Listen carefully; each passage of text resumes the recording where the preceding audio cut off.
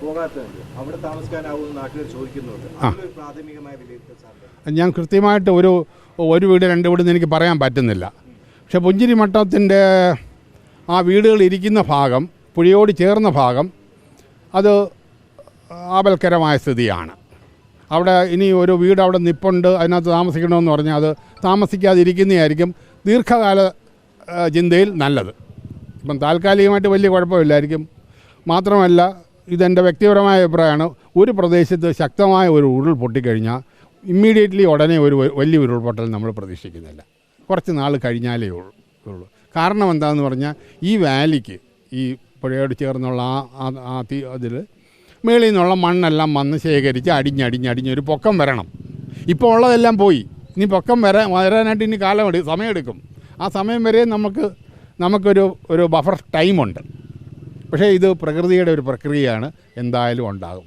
എല്ലാ പുഴകളും upward migration എന്ന് പറഞ്ഞൊരിതുണ്ട്. താഴെ നിന്ന് മുകളിലോട്ട് അതിൻ്റെ വീതി കൂടി വരുന്ന ഒരു പ്രക്രിയയുണ്ട്. നമുക്കറിയാം ഈ പുഴയും അതേപോലെ ഇപ്പോൾ ഉള്ള വീതിയും മുൻപുള്ള വീതി ഇവിടെ നാട്ടുകാർക്ക് തന്നെ അറിയാം മുമ്പുള്ള വീതിയും തമ്മിലുള്ള വ്യത്യാസം എന്തുണ്ടെന്ന്.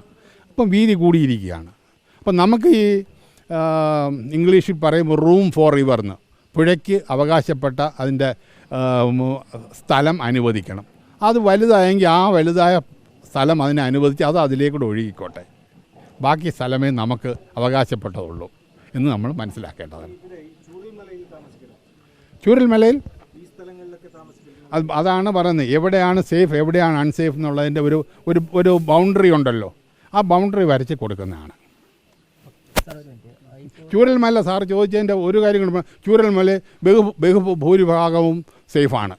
അൺസേഫ് ആയിട്ടുള്ള കുറച്ച് സ്ഥലങ്ങളേ ഉള്ളൂ.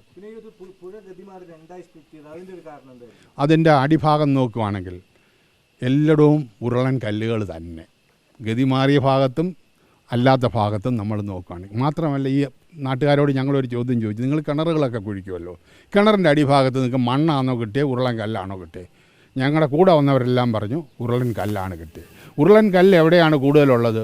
പുഴയുടെ അടിത്തട്ടിലാണ്. അപ്പോൾ ഇത് ഏതോ കാലത്ത് പുഴയുടെ അടിത്തട്ടാണ്. ഞങ്ങളതിന് ചാനൽ ബാർ എന്ന് പറയും. ചാനലിനോട് ചേർന്നുള്ള പോയിൻറ്റ് ബാർ ചേർന്ന് വന്ന് മണ്ണും കല്ലും വന്ന് അടിഞ്ഞു കൂടുന്ന ഒരു ഭാഗമാണ്. അത് പ്രകൃതി ഒരു കാലം കൊണ്ട് നാച്ചുറലായിട്ട് അതിനെ സ്റ്റെബിലൈസ് ചെയ്തു, വെജിറ്റേഷൻ അവിടെ ഉണ്ടായി, അങ്ങനെ നിൽക്കുമായിരുന്നു. പക്ഷേ ഇപ്പോൾ അത് വീണ്ടും ഒരു ഭാഗം എടുത്തുകൊണ്ട് പോയി. അപ്പോൾ അത് ആ പുഴയ്ക്ക് അവകാശപ്പെട്ടത് തന്നെയാണ്. പറഞ്ഞോളൂ. അതെ, അതിൻ്റെ ഇപ്പോൾ ഉള്ള സ്ഥിതി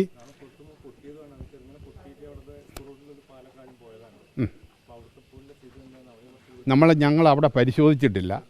പക്ഷേ നമ്മളിപ്പോൾ ചിന്തിക്കേണ്ട, നമ്മുടെ പുഞ്ചിരിമട്ടം ടോപ്പിൽ ആ പ്രദേശത്ത് അതിശക്തമായ മഴ പെയ്തപ്പോൾ പൊട്ടിയത് ഇവിടെയാണ്, മറ്റിടത്ത് പൊട്ടിയിട്ടില്ല. അപ്പം അത്രയും മഴ ഇപ്പോഴും അത് ഹോൾഡ് ചെയ്യാനും അതിനെ വിസ്റ്റാൻഡ് ചെയ്യാനും കഴിവുള്ള ഒരു പ്രദേശമാണ്. ഇനി അവിടെ മണ്ണിന് ഇളക്കം വരാതെയും അത് പ്രകൃതിദത്തമായിട്ടും നിൽക്കുകയാണെങ്കിൽ ഉടനെ ഒന്നും വലിയൊരെണ്ണം പ്രതീക്ഷിക്കേണ്ട. പക്ഷേ എന്തായാലും ഞങ്ങൾ ഇനിയുള്ള ഇതിൽ ഞങ്ങളത് പരിശോധിക്കും, അതിനെക്കുറിച്ചും കൂടെ വ്യക്തത വരുത്തുന്നതാണ്.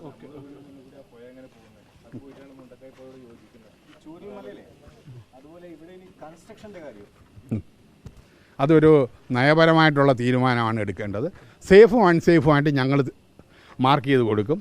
കൺസ്ട്രക്ഷൻ വേണമെന്നോ വേണ്ടയോ, അതോ ഇനി ഈ സേഫ്റ്റി ഇങ്ങനെ എന്ത് സേഫ്റ്റിയാണ് എടുക്കേണ്ടതെന്നും കൂടെ പറയും. അപ്പോൾ അതിനെ ഓവർകം ചെയ്യാനുള്ള മോഡേൺ ടെക്നോളജികളുണ്ട്. അത് വെച്ച് ചിലപ്പം കോസ്റ്റ്ലി ആയിട്ടുള്ളൊരു കൺസ്ട്രക്ഷൻ ആയിരിക്കും വേണ്ടി വരുന്നത്. എങ്ങനെയാണെന്നുള്ളത് നയപരമായിട്ടുള്ളൊരു തീരുമാനമാണ്. അത് നമുക്ക് പോളിസി ലെവലിൽ എടുക്കേണ്ടതാണ്. സാർ, മറ്റൊരു കാര്യം, ഇവിടുന്ന് ഒരു 20 കിലോമീറ്റർ അപ്പുറത്ത് വാളത്തൂർ എന്ന് പറയുന്ന പ്രദേശമുണ്ട്. അവിടെ ഒരു കരിങ്കൽ കോറിക്ക് ഇപ്പോൾ ഒരു അനുമതി കിട്ടിയിട്ടുണ്ട്. അപ്പോൾ അവിടെ അത്തരത്തിലൊരു കോറി തുടങ്ങുകയാണെങ്കിൽ ഈ പ്രദേശത്ത് എങ്ങനെയാണ് ബാധിക്കും? സാധാരണ കരിങ്കൽ ക്വാറിയിൽ പണ്ട് കാലത്ത് നിയന്ത്രണമില്ലാതെ പൊട്ടിക്കുമായിരുന്നു. കുഴിയുടെ സൈസ് വലുതും ഒരു കുഴിയിൽ നിറയ്ക്കുന്ന ചാർജ് പെർ ഹോൾ എന്നാണ് അതിൻ്റെ പേര്, നിറയ്ക്കുന്നതിനും വലിയ തോതിൽ. അപ്പം വലിയ വെടി പൊട്ടി ഭയങ്കര വൈബ്രേഷൻ ഉണ്ടാകും. ഇപ്പം അങ്ങനെയുള്ളതെല്ലാം അനുവദിക്കുന്നില്ല. ഒരു സ്ഥലത്ത് കുഴിക്കാനായിട്ടുള്ള ഡ്രിൽ റോഡിൻ്റെ നീളം 1.2 മീറ്റേഴ്സാണ്. അതിൽ അല്പം കൂടെ കൂടിയൊരു ഡ്രിൽ റോഡ് അവിടെ ഉണ്ടെങ്കിൽ ആ ക്വാറി അടച്ചു പൂട്ടുന്നത് മാത്രമല്ല, അയാൾക്ക് പണിഷ്മെൻറ്റും കൊടുക്കുന്നതാണ്. രണ്ടാമത് ഹോളിൻ്റെ വ്യാസം 32 മില്ലിമീറ്റേഴ്സേ പറ്റുള്ളൂ, അതിൽ കൂടുതൽ ഇടാൻ പാടില്ല. ചാർജ് പെർ ഹോൾ, ഒരു ഹോളിൽ ഇടുന്ന കരിമരുന്നും മറ്റുമൊക്കെ വാട്ടവർ ബ്ലാസ്റ്റിംഗ് മെറ്റീരിയൽ എന്ന് പറയുന്ന അതിനും നിയന്ത്രണമുണ്ട്. ഇത് വച്ചിട്ട് ഇപ്പം പ്ലാൻ ചെയ്തിട്ടാണ് ചെയ്യുന്നത്. അപ്പം ഡിലേ ഡിറ്റനേഷൻ, നോൺ ഇലക്ട്രിക്കൽ ഇങ്ങനെയൊക്കെയുള്ള പുതിയ സംവിധാനം വെച്ച് പൊട്ടിക്കുമ്പോൾ സാധാരണ രീതിയിൽ അനുവദനീയമായ ലെവൽ വരെ ഇതിൻ്റെ ഗ്രൗണ്ട് വൈബ്രേഷൻ പോകുന്നത് 60 മുതൽ 70 മീറ്റർ വരെയുള്ളൂ. അതും ഉപകരണങ്ങൾക്കേ അത് ഇത് ചെയ്യാനൊക്കും. മനുഷ്യൻ കൈവച്ച് നമ്മൾ ചെവി വെച്ച് നോക്കിയാൽ നമുക്ക് ഫീൽ ചെയ്യാം. ഇത് 250 മീറ്റർ കഴിഞ്ഞാൽ ആ വൈബ്രേഷൻ മൊത്തമായിട്ട് തന്നെ അറ്റുനേറ്റ് ചെയ്യും. അതുകൊണ്ട് 20 കിലോമീറ്റർ അകലെയുള്ള ഒരു ക്വാറി ഇവിടെ ചെയ്യുമെന്ന് പറഞ്ഞാൽ അത് വിശ്വസനീയമല്ല. ഒന്നും ചെയ്യത്തില്ല. 20 കിലോമീറ്റർ അകലെയുള്ള ക്വാറിക്ക് ഇവിടെ ഇഫക്റ്റ് ചെയ്യാൻ ഒക്കത്തില്ല. As simple as that. അതെ, ക്വാറിയുടെ ഭാഗം ഇല്ല, അത് ഞങ്ങളുടെ ടേംസ് ഓഫ് ഇതിലല്ല ഉള്ളതല്ല. ഇതിവിടെ ഒരു വലിയൊരു അപകടം സംഭവിച്ചു. ആ സംഭവമായിട്ട് ഇവിടുത്തെ ആൾക്കാർ പകച്ചു നിൽക്കുകയാണ്. നമുക്ക് അവർക്ക് കോൺഫിഡൻസ് കൊടുക്കണം. ഏതാണ് നല്ല സ്ഥലം, ഏതാണ് മോശപ്പെട്ട സ്ഥലം, അവരെ പറഞ്ഞ് മനസ്സിലാക്കണം. അവർക്ക് തിരിച്ചു പോകാനായിട്ടുള്ള അവസരമുള്ള സ്ഥലത്ത് തിരിച്ചു പോകണം. നോർമൽ ബിസിനസ് അവരുടെ ഇവിടെ സ്ഥാപിച്ച് അവർ നോർമൽ ലൈഫിലേക്ക് വരണം. നമ്മളിതേപോലെ തടിച്ചു കൂടരുത്. നമ്മളും തിരിച്ച് നമ്മുടെ ഇതിലേക്ക് റൊട്ടീനിലേക്ക് പോകണം. അങ്ങനെ ഒരു സാഹചര്യം നമ്മൾ ഉണ്ടാക്കി കൊടുക്കണം. അതിനു വേണ്ടിയുള്ള ഒരു മുന്നൊരുക്കം എന്നുള്ള രീതിയിലാണ് ഞങ്ങളിവിടെ വന്നിട്ടുള്ളത്. റിപ്പോർട്ട് ഇപ്പം പ്രാഥമികമായിട്ടുള്ള റിപ്പോർട്ട് 10 days ഞങ്ങൾ കൊടുക്കും.